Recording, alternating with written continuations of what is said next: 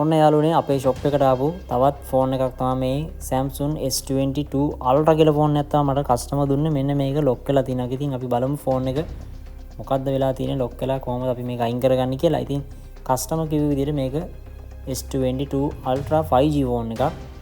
හැබැයි අපි චෙක් කරලා බලද්දී මෙන්න මේ විදිහට තමයි අපිට හම්බුනේ. ඉතින් channel එක subscribe කරලා අනිවාර්යයෙන්ම support එකක් දෙන්න. මේ වගේ වැදගත් වීඩියෝ ඉස්සරහටත් බලන්න පුළුවන් ඔයාලට. ඉතින් අපි මේ විදිහට දැන් මේ ෆෝන් එක ඔන් කරනවා. ඉතින් ඔයාලට පුළුවන් දුරකථන අලුත් විඩියෝ පිළිබඳ මේ අන්ලොක් වීඩියෝ ඩිස්ප්ලේ මාරු කිරීම සහ ගොඩක් දුරකථන අලුත් විඩියෝ පිළිබඳ වීඩියෝ බලන්න. ඉතින් ඒ නිසා channel එකට අනිවාර්යයෙන්ම sub එකක් දීලා ඔයාලා එකතු වෙලා ඉන්න. ඉතින් මම මේ විදිහට මේ numbers නිකන් හිතලා අපි type කරලා බලනවා මේක හරියයිද ලොක් එක ඇරෙයිද කියලා.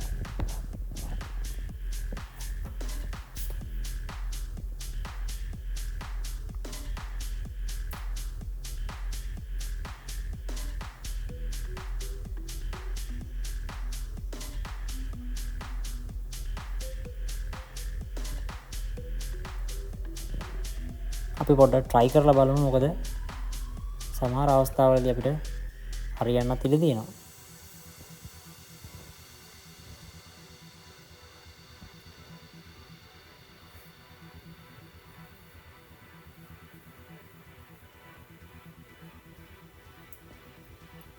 ඉතින් අපි ගොඩක් අවස්ථාවක් මේ විදිහට try කරලා බලුවා වැඩි හරියන්නේ නැහැ. ඉතින් මේ විදිහට මම දැන් ෆෝන් එක off කරගන්න යන්නේ.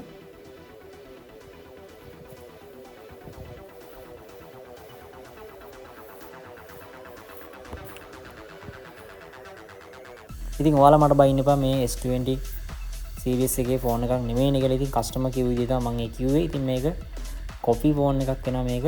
ඉතින් කොපියක් තමයි මේ ෆෝන් එක. ඔරිජිනල් ෆෝන් එකක් නෙමෙයි. හැබැයි අපි මේක දැන් අන්ලොක් කරන්න ඕනේ. ඉතින් මේ විදිහට අපිට පුළුවන් මේක full hard reset එකක් කරලා බලන්න මොකද වෙන්නේ කියලා. ඉතින් අපි බලමු hard reset එකක් කරලා මොන වගේ දෙයක් වෙයිද කියලා. ඉතින් ඊට පස්සේ අපි ඉදිරි වැඩ ටික කරමු. ඉතින් වීඩියෝ එක ඉවරනකම බලන්න. ඉතින් අපිට මේ විදිහට රීසෙට් මෙනු එකක් දැන් එනවා. ඉතින් අනිවාර්යයෙන් මම මේ පාවිච්චි කරන ස්ටෙප් ටික ඔයාලා පාවිච්චි කරන්න. මොකද වොලියුම් බටන් වලින් තමයි මේ වැඩේ කරගන්න තියෙන සහ පවර් බටන් එකෙන්.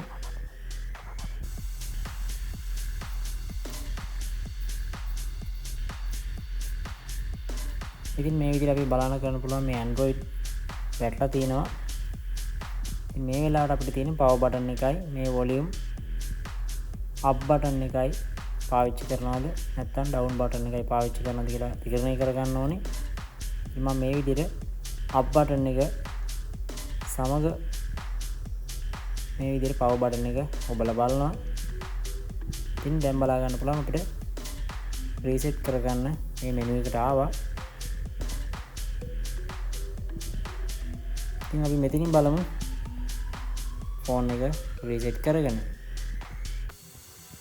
factory reset අවස්ථාව අපිට බලා ගන්න පුළුවන් තියෙනවා. ඉතින් මේකේ මෙන්න මෙතන. ඉතින් අපි ඒකත් මේ විදිහට power button එකෙන් okay කරගන්නවා.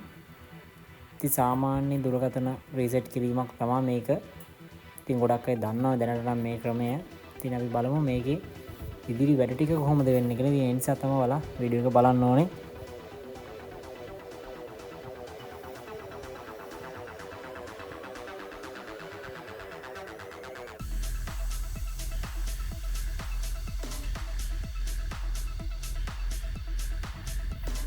ඉතින් මම ෆැක්ටරි රීසෙට් එකක් කරගත්තෙන් පස්සේ මේ විදිහට දැන් ෆෝන් එක රීස්ටාර්ට් කරනවා.